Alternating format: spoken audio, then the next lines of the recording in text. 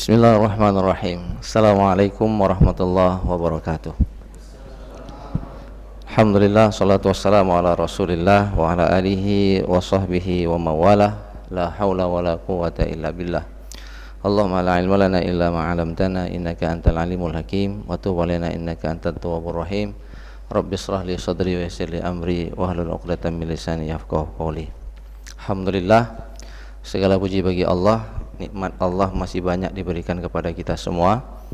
Hari ini puasa yang ke-10, sudah sepertiga kita lewati. Kita berdoa kepada Allah, mudah-mudahan Allah Subhanahu wa taala mengabulkan semua amal ibadah yang kita lakukan, kemudian tetap memberikan kesehatan kepada kita. Kalau ada saudara kita yang sehat, yang sakit, kita berdoa semoga Allah sembuhkan penyakitnya sehingga kemudian bisa beribadah secara maksimum dan kita menjadikan Ramadan ini adalah Ramadan terbaik sepanjang hidup kita. Bapak Ibu yang dimuliakan oleh Allah, salawat dan salam kita sanjung sajikan ke pangkuan junjungan kita baginda Nabi besar Muhammad sallallahu alaihi wasallam. Bapak komisioner, ini ada Pak komisioner di sini. Bapak-bapak, ibu-ibu yang dimuliakan oleh Allah Subhanahu wa taala. Sungguh bahagia duduk di depan para amilin, karena amilin ini satu-satunya pekerjaan yang disebutkan di dalam Al-Quran. Wal amilina 'alaiha.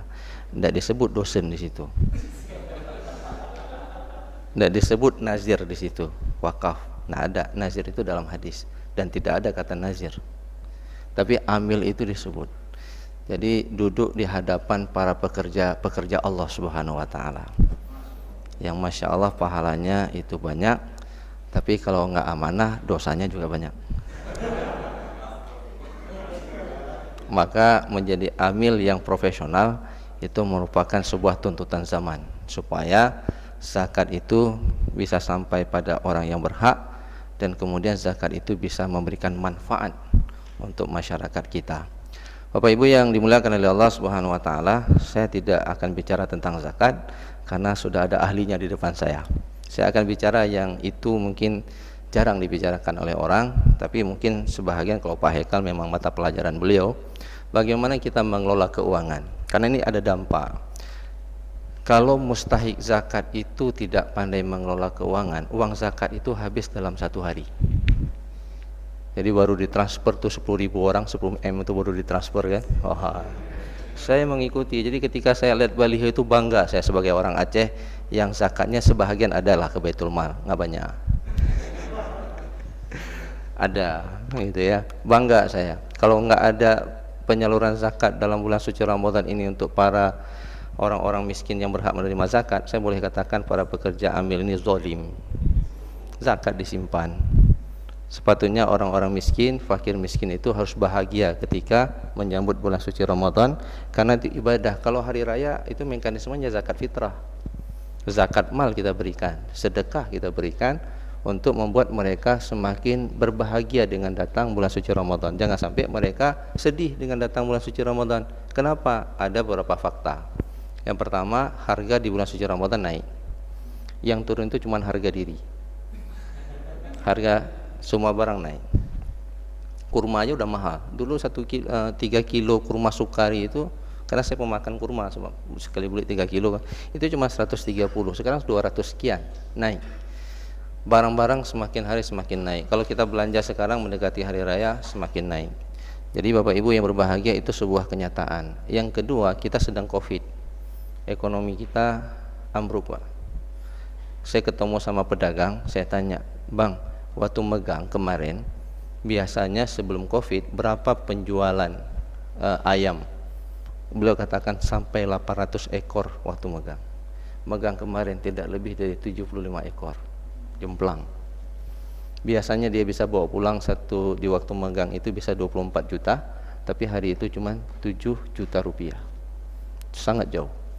Jadi ekonomi rumah tangga kaum muslimin hari ini turun dan merosot. Nah, kondisi Covid itu kemudian membuat kita semakin sulit dan semakin banyak orang-orang yang berhak untuk menerima zakat. Nah, kemudian Bapak Ibu yang dimuliakan oleh Allah Subhanahu wa taala, dan juga kenyataan yang terjadi hari ini bahwa ketika kita berpuasa sepatutnya pengeluaran kita itu semakin sedikit, semakin hemat. Maka kenapa Rasulullah katakan lis-shaim farhatan. Bagi orang yang puasa itu ada dua kebahagiaan. Yang pertama farhatan inda liqa'i rabbih, ketika dia bertemu dengan Allah. Yang kedua ketika dia berbuka. Nah, kenapa kita bahagia ketika berbuka? Nah, sekarang kalau kita lihat teh dingin, gimana rasanya? Gitu kan. Tapi kalau biasa-biasa saja, itu teh dikasih di Baitul Mal ini diminum pun enggak, gitu ya. Ditaruh di atas meja, enggak diminum.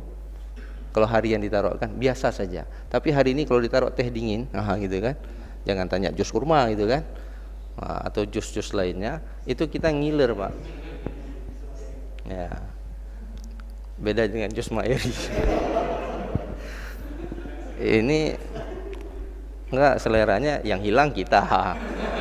Yang sebelah sana lain meningkat gitu kan. Ini direkam nggak apa-apa ya, nanti diedit aja lah.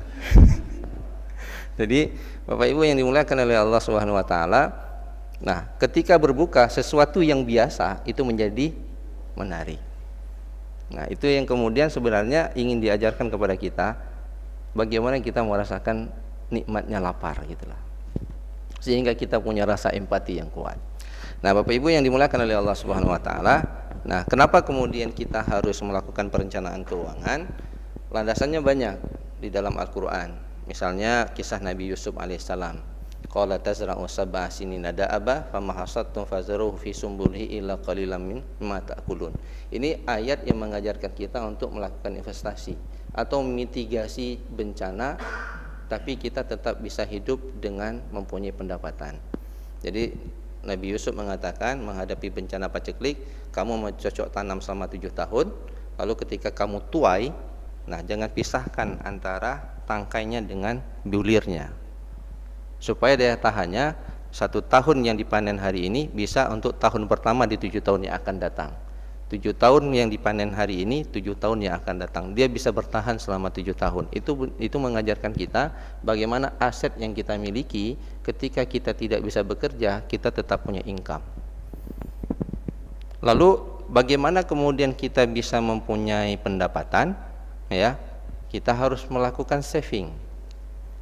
Jadi dikatakan di ayat yang terakhir, yang kamu makan itu sedikit saja, berarti kita melakukan penghematan. Nah, ini yang harus kita lakukan Bapak Ibu yang dimuliakan oleh Allah Subhanahu wa taala. Bagaimana kemudian kita merencanakan keuangan kita untuk menghadapi kehidupan yang kita tidak pasti di masa yang akan datang. Kita bekerja di Baitul Mal, bisa jadilah ASN katanya aman. Enggak aman-aman juga ASN. Ya, bisa jadi kita meninggal dunia, istri kita tidak bekerja. Maka bisa jadi dulu kita sebagai pengelola zakat yang kasih zakat, setelah kita meninggal anak dan istri kita menjadi mustahik zakat. Kenapa? Karena suaminya tidak merencanakan keuangan secara baik. Nah, oleh karena itu Bapak Ibu yang dimuliakan oleh Allah, diperlukan perencanaan keuangan. Ini ada babnya sendiri ya, pembahasannya ini. Nanti diundang lagi kapan-kapan.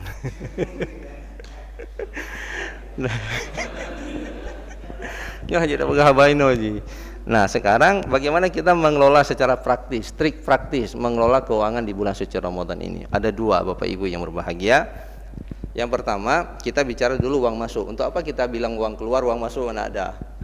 Ya kan gitu. Sekarang kita pastikan uang masuk dulu. Nah, uang masuk berarti dipastikan itu sumbernya halal. Itu dulu. Mau kerja apa, mau jungkir balik kepala jadi lutut, lutut jadi kepala, tidak ada masalah kalau itu halal. Nah, uang masuk ini Bapak Ibu yang berbahagia, ini spesifik saya jelaskan di sini, kaitannya dengan seorang sahabat yang bernama, bukan sahabat, anak Abdullah bin Umar, anaknya Umar bin Khattab. Ini ada kaitan dengan pekerjaan kita. Saya memang cari yang ada kaitan aja, yang nggak ada kaitan saya nggak akan cerita di sini, karena udah Bapak Ibu sudah lebih paham. Jadi habis perang dari Irak, ya, beliau pulang ke Madinah, singgah di Basrah. Nah, singgah di Basrah. Sampai di Basrah, gubernur Basrah itu Musa al-Asy'ari, kalau saya tidak salah, benar nih, Abu Musa al-Asy'ari. Beliau menitipkan harta zakat kepada Abdullah bin Umar dan sahabatnya Ubaidillah untuk dibawa ke kota Madinah. Lalu kemudian Abdullah mengatakan, boleh enggak uang zakat ini ku konversi, ku belikan barang. Jadi dia ingin mengimpor barang ke kota Madinah dengan modal uang zakat. Ya Abu Musa mengatakan boleh asal kamu bisa menjamin. Wah, karena saya ini pedagang nggak ada problem, saya jamin. Kalau nanti nggak ada, saya ganti dengan uang saya. Oke, dia berilah barang, dia bawalah ke kota Madinah. Berarti kan ini barang impor nih. Masuk ke kota Madinah, dia dagang di kota Madinah, untung. Nah, ketika sudah untung, jumlah zakat dia bawa ke hadapan Umar bin Khattab berserta dengan keuntungan. Lalu kemudian dia mengatakan, wahai Umar, ini zakat, ini keuntungan. Nah, jadi kata beliau, bagaimana dengan kondisi kemungkinan harta yang aku bawa ini? Lalu Umar nanya, wahai Abdullah, apakah semua pasukan perang yang pulang dari perang Irak lalu singgah di Basrah itu mendapat titipan yang seperti ini? Oh, enggak ada, cuman kami berdua saja. Apa kata Umar? Itu gratifikasi karena engkau ada anaknya Umar bin Khattab. Maka harta zakat yang sudah kamu putar, nah masuk ke dalam Baitul Mal semuanya, kamu tidak boleh mengambilnya. Nah, kan bingung nih, anak Umar bin Khattab tuh jadi bingung. Padahal saya kan punya risiko nih, kalau saya dirampok di jalan gimana? Kan saya harus membayarnya juga. Wahai Umar, berlaku adillah, kenapa engkau tidak mengubah ini menjadi mudharabah? Ini kalau saya turunkan nanti bahaya juga. Mudharabah misalnya, harta zakat diinvestasi, keuntungannya, maka Umar mengatakan begini saja. Karena kamu punya risiko, harta zakat itu modalnya masuk ke Baitul Mal, keuntungannya bagi dua. Nah, cuman jangan sampai bapak-bapak yang bekerja di Baitul Mal ini ada rencana menginvestasi dana zakat pula. Jadi nggak dikasih dulu sama mustahik. Long nilai tak putar dalam rekening dong. Itu bahaya itu. Itu bahaya. Ya, kalau 1 M di deposito saja itu bagi hasilnya 7 juta per bulan rata-rata. Itu 1 M. Coba kalau 10 M. Wah, gitu kan. 70 juta bagi 2 lumayan juga kita kan. Setiap hari bisa ganti mobil. Ya, itulah kira-kira. Cuman bukan berarti boleh gitu, enggak. Yang ingin saya katakan bahwa kita berhati-hati dengan mengelola harta. Jadi harta yang kita bawa pulang sumbernya itu harus diperjelas. Rasulullah pada masanya pernah berhadapan dengan para pemungut zakat kan. Dikatakan ini zakatku, ini zakat yang kukutip dan ini adalah hadiah. Apa kata Rasulullah? Masukkan semuanya ke dalam Baitul Mal karena kamu tidak mendapatkannya kecuali kamu bekerja sebagai amil zakat.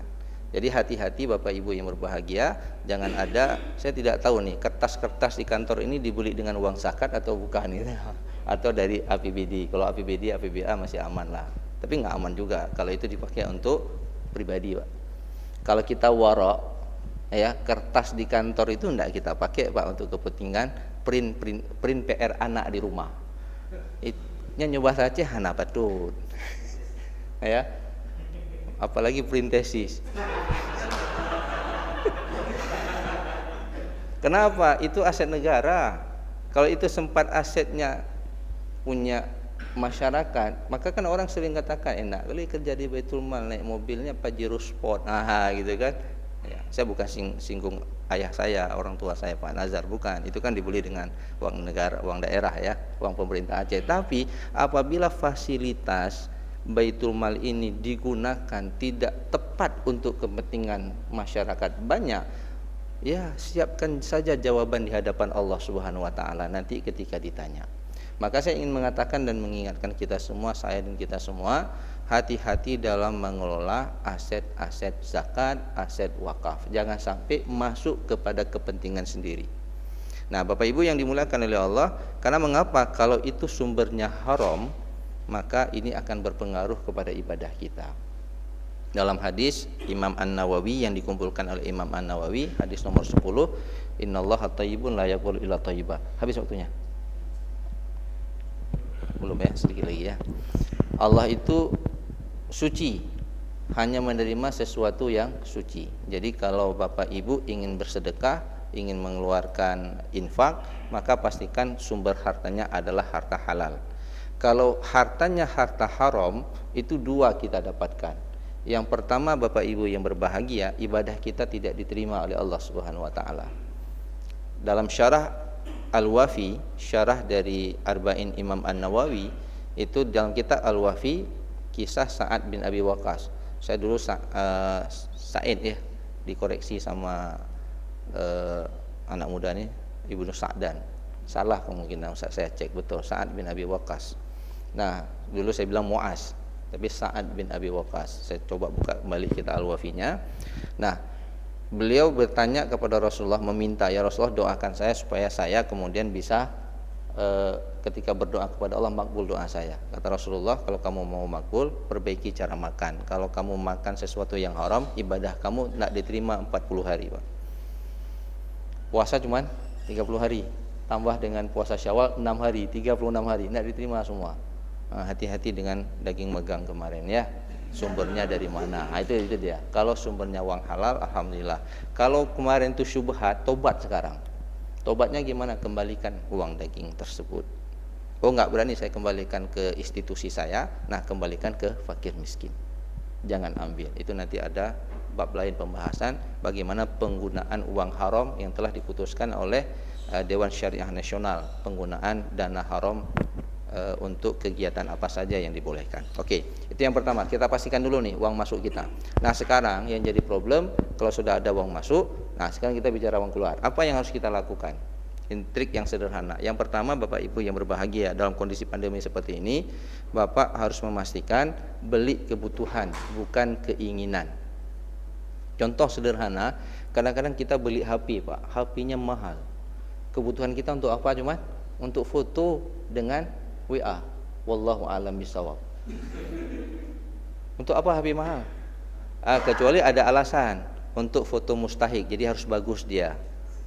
Kameranya harus ya bisa tinggi lah itunya, pikselnya. Itu lain lagi bab. Oh, harus bisa mengetik karena banyak kali pekerjaan di Baitul Mal yang harus mengetik. Itu lain lagi babnya. Ya, orang-orang IT misalnya. Tapi kalau kita hanya untuk telepon WA, itu beli aja yang 1 juta. Kita bicara kebutuhan bukan keinginan. Tapi orang banyak beli HP itu dia ingin menunjukkan kelas dia. Pakai Apple lah. Apple apa Apple? Tujuan dia gaya. Kalau laptopnya Apple juga harganya mahal.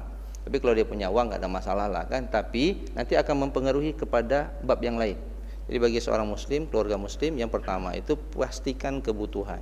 Ini pulang dari kantor nanti kita akan bicara keinginan. Mulai dari simpang ini sampai simpang sana. Dari Darussalam itu simpang semua tuh. Satu-satu. Kita lihat, mantap lah dapur. Pas sampai ke rumah kita hidang. Ya, hari ini baca Quran baru 1 juz. Juz di atas buka puasa meja hidangan itu 5 juz. Juz kurma, juz pokat. Habis untuk malam. Itu bicara keinginan. Nah, juga bicara tentang keinginan Bapak Ibu yang berbahagia, kalau Bapak ingin mengukur pengeluaran secara baik, maka kalau belanja itu ditulis. Tapi saya nggak lihat nih bapak-bapak ini tukang belanja apa bukan, atau ibu yang belanja. Nah,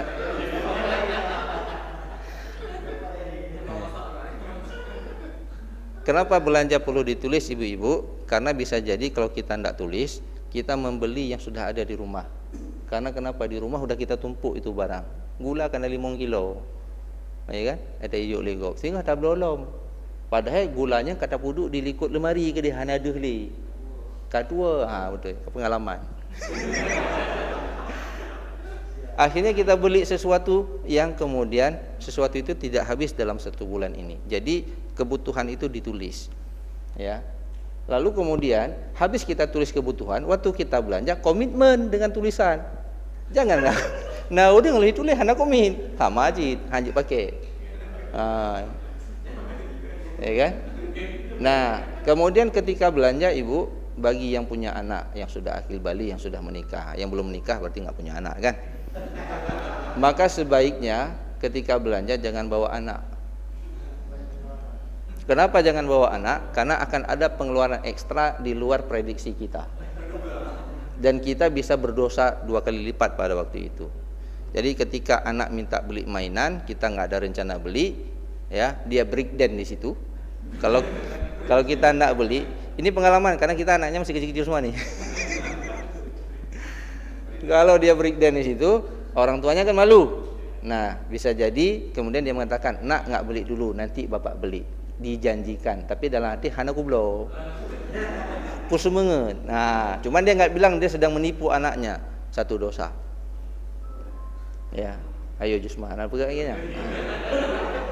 Yang kedua, dia ya bisa jadi orang tuanya emosi karena nggak punya uang, akhirnya dimarahin anaknya. Ya, terjadilah pembantaian. Pakai plastik dicubit dari belakang, macam-macam. Nah, itu bahaya, dosa lagi Pak, menyakiti anak. Maka kecuali kita memang ada rencana bawa anak, bawa, berarti siapkan uang ekstra. Kalau nggak ada uang ekstra, tidak ingin pembekakan pengeluaran, maka belanja jangan bawa anak. Ya, kalau bawa istri boleh, tapi komitmen dua-dua kalau belanja. Oke, itu yang pertama, trik yang pertama. Trik yang kedua, Bapak Ibu yang berbahagia, ini bagi seorang muslim dalam bulan suci Ramadan ya. Berapa budget sedekah yang kita keluarkan? Ini jangan sampai orang Baitul Mal itu ngomong ke orang lain, keluarkan zakat. Orang nak berdebit. Hanjir dengan lagi yang kaburamatan indallah antaqulu ma la taf'alun. Nah, sekarang saya mau tanya, berapa budget yang kita siapkan dalam bulan suci Ramadan ini untuk kita keluarkan sedekahnya, infaknya? Jadi kalau lewat celeng, cuman di sini nggak perlu ada celeng dalam musola ini, karena di sini Baitul Mal, rumah uang, rumah harta. Kalau lewat celeng itu jangan disenyumin. Kalau senyum itu berlaku untuk saudara, tabassumuka fi wajhi akhika shadaqah. Jadi senyum sama Jusma, saya senyum itu pahala saya. Tapi kalau celeng lewat di depan saya senyumin, itu namanya sakit jiwa. Kalau celeng lewat bukan senyum, buka itu dompet, masukkan uang. Jadi Bapak Ibu yang dimuliakan oleh Allah, kita harus berpikir cerdas. Apa yang saya maksud dengan kecerdasan di sini? Kadang-kadang kita cari uang di dunia ini untuk bangun rumah, Pak. Rumah kita bangun 200, 400, 1 M gitu ya. Sekarang pernah nggak kita pikirkan berapa uang yang kita siapkan untuk membangun rumah akhirat kita? Ya, ini nggak usah saya cerita lah, Pak Hekal orang ini bidang wakaf ya sama Pak Safwan. Ya, satu-satunya harta yang akan terus memberikan pahala sampai kita meninggal dunia adalah wakaf. Ya, sedekahun jariyah yang pahalanya terus mengalir. Wakaf, harta itu tetap akan kekal sampai hari kiamat. Nggak mungkin harta kecuali terjadi likuifasi, bergeser tanahnya itu. Nah, itu lain lagi buat fikihnya nantinya. Nah, sekarang berapa sedekah infak yang kita siapkan untuk bahasanya kalau kita transaksi ekonomi membeli rumah di surga? Mungkin kita tidak sanggup dalam 1 bulan puasa itu kita beli 10 juta. Ya, kita cicil. Kita puasa sekarang sudah berapa tahun? Umur saya 45 tahun. Akhir balik saya bilang 15. 30 tahun saya sudah berpuasa. Nah, setiap puasa itu berapa investasi yang saya siapkan untuk membuat rumah di surga. Jadi kita saving. Nah, kalau kebutuhan tadi tidak kita budgeting, maka ini akan keluar, Pak. Maka sedekah kita itu akan hilang. Tidak akan ada dalam kepala kita untuk bersedekah karena kita lebih banyak memenuhi keinginan. Masuk ke mall beli 2 dapat 1. Nah, itu kan. Beli 3 dapat 2. Akhirnya kita beli banyak-banyak padahal anak kita cuma butuh 1. Akhirnya kalau kita tidak budgeting, maka pendapatan kita akan jebol. Nah, ada yang mengatakan, kan saya keluarkan zakat Ustaz. Nah, kalau zakat mal, Bapak Ibu yang berbahagia, saya sering mengulang ini. Ini juga diskusi dengan teman-teman di Baitul Mal. Zakat mal itu kan kewajibannya apabila sampai haul dan sampai nisab kan. Tidak ada dibilangkan sampai bulan Ramadan kan. Kalau ada orang kemudian mengeluarkan zakat malnya di bulan Ramadan, kalau bukan haulnya jatuh di bulan Ramadan, dia memakai kalender Hijriah, maka dia zalim, Pak. Misalnya, ya dia pakai kalender Masehi.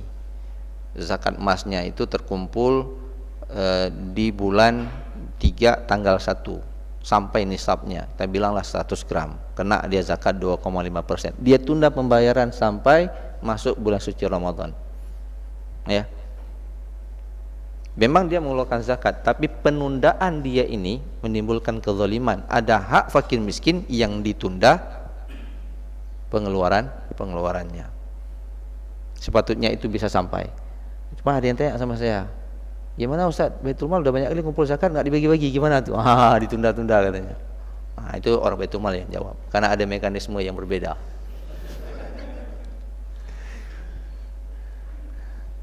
Karena zakat itu harus segera. Maka pada masa Rasulullah, ya, zakat yang dikumpulkan di waktu pagi sebelum zuhur sudah sampai. Yang zuhur sebelum asar sudah terbagi. Kalau sudah dapat sore, malam sebelum pagi sudah sampai kepada. Kenapa? Karena mereka hidup. Mereka bukan binatang mati. Manusia yang hidup, yang butuh kebutuhan. Maka zakat mal itu kita keluarkan bukan karena bulan suci Ramadannya, tapi kapan haul dan nisabnya sampai. Nah, sekarang di bulan suci Ramadan, kalau kita memang ingin mendapatkan syurga dari Allah Subhanahu wa taala, kita bom dengan infak. Bagaimana dengan hari raya nanti? Itu zakat fitrah. Lain lagi mekanismenya. Allah sudah menyediakan platformnya, itu budgetingnya sudah ada. Nah, jadi Bapak Ibu yang berbahagia, yang pertama tadi tekan kebutuhan, yang kedua alokasikan untuk infak dan sedekah, dan yang ketiga simpan langsung harta hari ini untuk zakat. Karena tahun yang lalu ada pertanyaan ke saya dalam satu diskusi di satu masjid, Ustadz, saya sudah bangkrut di PHK karena COVID. Saya tahun ini nggak sanggup mengeluarkan zakat fitrah. Ini pemahaman yang keliru. Zakat fitrah itu zakat jiwa, Pak. Zakat jiwa itu wajib dikeluarkan, dan itu kewajibannya orang kaya dan orang miskin. Siapapun orang miskin ataupun muslim yang punya pendapatan besok pagi di hari raya dia untuk makan, maka dia wajib mengeluarkan zakat fitrah. Boleh jadi nanti begini, ini orang miskin, dia belum keluarkan zakat fitrah. Zakat fitrah dibagi di puasa ke-27 kan? Saya dibagi kan? Kena satu keluarga itu dapatlah 2 sak atau 15 kilo lah. Dah, untuk hari raya besok dia kan ada kan? Maka dia keluarkan lagi tuh zakat fitrahnya. Jadi zakat fitrah itu karena zakat jiwa. Tidak ada dalam ayat dan hadis menyatakan dia sampai nisab atau sampai haul. Nah, ada. Siapapun yang hidup pada malam itu, hatta seorang anak yang baru lahir sebelum azan ataupun melakukan sholat Idul Adha, Idul Fitri, maka dia diwajibkan untuk mengeluarkan zakat. Jadi Bapak Ibu yang berbahagia, perlu dibudget hal-hal sini. Jadi ini kewajiban, dibudgetin terus nih. Ya. Kalau zakat fitrah kita berapa? Terserah nanti apakah mau keluarkan pakai beras ataupun mengeluarkan pakai uang. Ini tergantung mazhab Baitul Mal masing-masing. Nah, itu kan kadang-kadang berbeda di antara Baitul Mal yang ada di kabupaten kota, di antara di Denggoro Aceh Darussalam ini. Nah, Bapak Ibu yang dimuliakan oleh Allah, ini 3 hal yang penting dan mustahak. Nah, itu bagaimana kita mengalokasikannya. Nah, baru kemudian setelah kita budgeting itu semua, baru kita bicara investasi, Pak, untuk memitigasi resiko ketika terjadi musibah di masa yang akan datang. Oleh karena itu Bapak Ibu yang dimuliakan oleh Allah, soal bagaimana kita melakukan investasi, ini diskusinya cukup panjang. Apakah Bapak ingin melakukan investasi dari lembaga keuangan dengan lembaga keuangan atau melakukan investasi sendiri? Nah, itu tentunya nanti dilihat pada resiko ataupun memitigasi resiko-resiko yang terjadi. Mungkin ini Bapak Ibu yang dimuliakan oleh Allah Subhanahu wa taala yang bisa saya sampaikan, hanya sebagai ulang kaji untuk mengingatkan kita semua bahwa merencanakan keuangan itu sangat penting bagi seorang muslim. Apalagi kita yang baru melakukan pernikahan, anaknya masih kecil, rumah belum ada, mungkin kendaraan belum ada, anak juga akan besar. Ketika anak besar, anak kecil datang lagi, ya kan? Jadi tidak habis-habis. Nah, kita perlu merencanakan budgeting keuangan kita, jangan sampai kemudian keluarga muslim yang lahir itu kemudian hidup dalam kemiskinan. Kenapa? Karena tidak dikelola secara baik. Dan ini juga penting kemudian untuk kita ajarkan kepada para mustahik. Karena para mustahik itu kadang-kadang ketika dapat dana zakat, dia royal, dia beli sesuatu yang tidak penting. Ya, dia beli sesuatu yang tidak mendesak untuk dia beli, padahal ada kebutuhan lain yang lebih utama. tapi kadang-kadang edukasi ini tidak sampai kepada mereka, akhirnya uang zakat dikasih, besok mereka miskin lagi. Nah, inilah kemudian menjadi tugas para amil, bukan hanya menyalurkan tapi juga memberdayakan, bukan hanya memberikan mereka modal tapi juga mengajarkan mereka bagaimana mengelola uang secara baik. Bapak Ibu yang dimuliakan oleh Allah, mungkin sampai di sini. Saya lihat pun sudah pada agak mengantuk ya, tapi itu insya Allah berpahala. Jadi tidur itu berpahala di bulan suci Ramadan. Ambil yang positifnya. Positifnya apa? Ya, kalau kita tidur mungkin kita tidak sedang bermaksiat. Kan orang tidur nggak mungkin bermaksiat. Kalau tidur sedang dengar ceramah dapat 2 pahala. Pahala dengar ceramah dan pahala tidur. Jadi tidur sambil dengar ceramah dapat 2 pahala insya Allah. Ada malah saya katakan kalau tidurnya di kantor itu dapat 3 pahala. Dia berada di kantor sedang beribadah, kan kerja sebagai amil, ibadah. Kemudian dengar ceramah, ibadah. Dia tidur di kantor sambil dengar ceramah, 3 pahalanya insya Allah. Demikian yang dapat saya sampaikan, lebih dan kurang saya mohon maaf. Dan Allah wa iyyakum ajmain. Assalamualaikum warahmatullahi wabarakatuh.